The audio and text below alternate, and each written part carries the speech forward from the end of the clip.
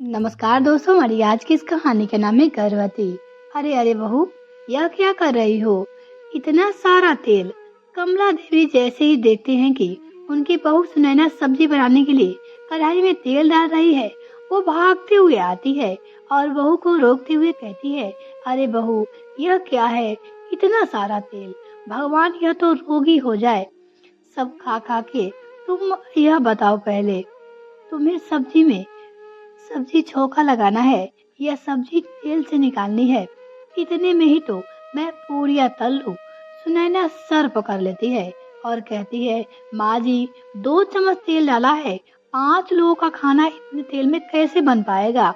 इतने तेल में तो मैं पूरे 15 लोगों का खाना बना लूं।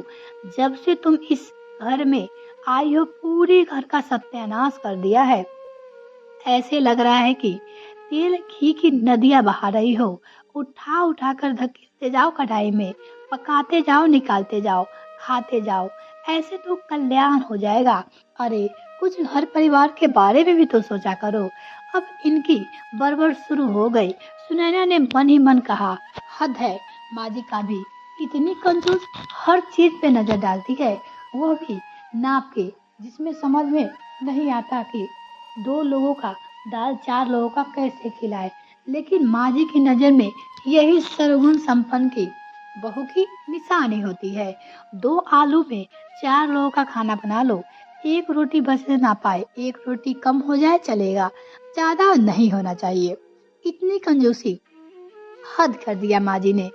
जो चीजें घर के भी है, वह भी नहीं मिलती खरीदने का तो सपने ही मत सोचो। घर में एक गाय अच्छा खासा दूध देती है, लेकिन मजाल है कि कोई दूध भी अपने हिसाब से खा पी ले। थोड़ा सा दूध निकाल, बाकी दूध बेच देती है। बेच देंगे तो 2 पैसे घर में आएंगे। दाने दाने के लिए तरसा दिया है बुढ़िया ने। सुनैना चिढ़ कर रह जाती है। एक दिन छोड़कर साबुन लगाओ, एक दिन कपड़े सर पे धो दो, दूसरे दिन पानी में ही धोकर डाल दो। भगवान जाने कहाँ मेरा नसीब ताकर पटक दिया है। ऐसी लालची कंजूस औरत तो मैंने अपनी पूरी जिंदगी में नहीं देखा था। हर चीज में टोका टोकी। सुनैना 2 महीने से प्रेग्नेंट थी। इस समय हेल्दी खाने की उन्हें बहुत ही जरूरत थी, लेकिन वो क्या खाए? सास की नजर हर और गीत की तरह लगी रहती थी। मजाल है कि कोई कुछ लेकर या फिर अपने मन से बनाकर या फिर मंगाकर खा ले। सास का सीधे सीधे कहना था, बच्चा पेट में है, हमने ही बच्चा पैदा किए है। हरी हरी साग सब्जियां खाओ, खून की कमी नहीं होगी, बच्चा भी स्वस्थ पैदा होगा। माना आपकी बात सही है, लेकिन कब तक कोई अपने खेतों से लाए हुए बथुए और पालक को खाएगा? 1 2 दिन, 10 दिन, 1 महीना या 2 महीना या फिर 9 महीना तो नहीं खाया जा ना सकता है।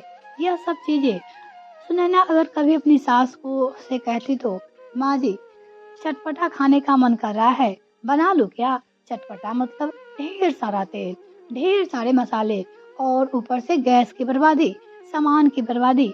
जीभ इतनी लंबी हो गई है, बड़बड़ाते हुए चली जाती। बेचारी सुनैना देखते ही रह जाती। संजोग से किसी के यहाँ बच्चे के जन्मदिन पे बुलावा आ गया।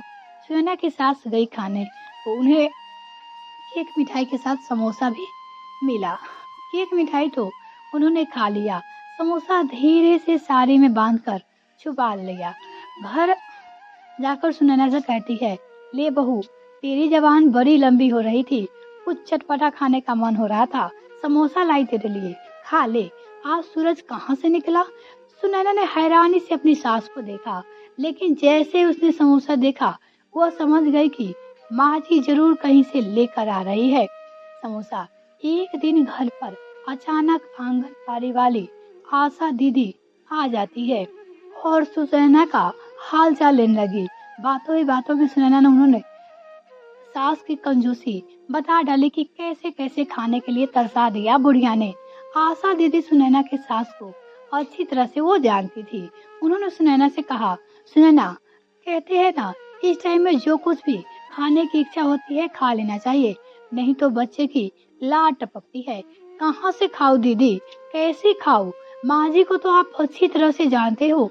सुनैना की बात सुन आशा दीदी सोचने लगी। अचानक मुस्कुराते हैं और सुनैना के कानों में कुछ बनाने लगी, जिससे सुनकर सुनैना भी खुश हो जाती है। अगले दिन सुनैना के पेट में तेज दर्द होने लगा। उसकी सास घबराकर आशा दीदी को बुलाकर लाती है।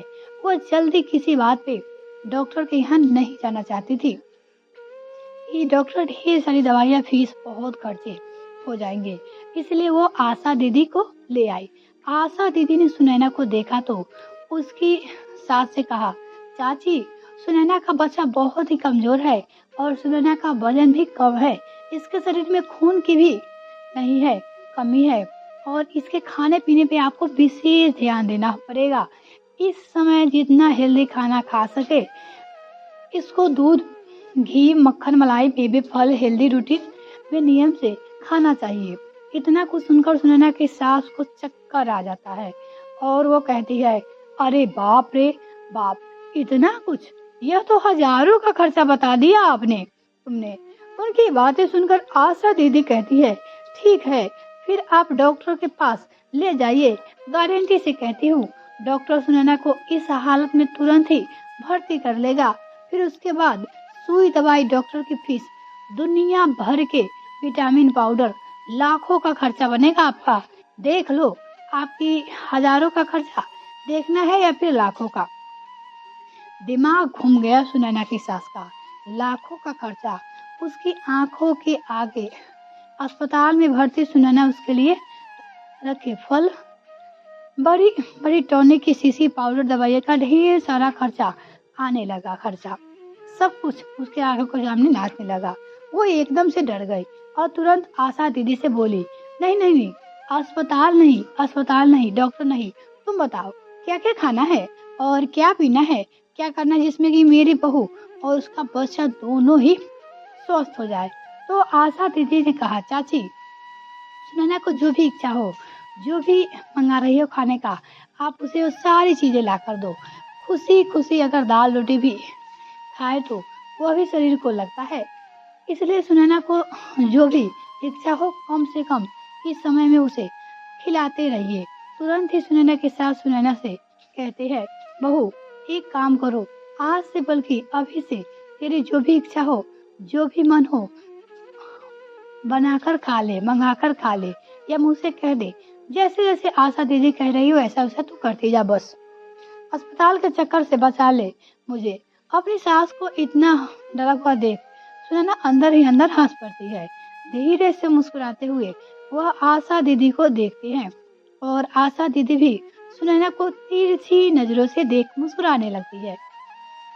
मैं ये तो यही थी आशा दीदी का चाल, जिसे सुनैना की सास समझ ना सकी, जिसके चलते कुछ ही महीने के लिए सही सुनैना अपनी सास की कंजूसी से आजाद तो है।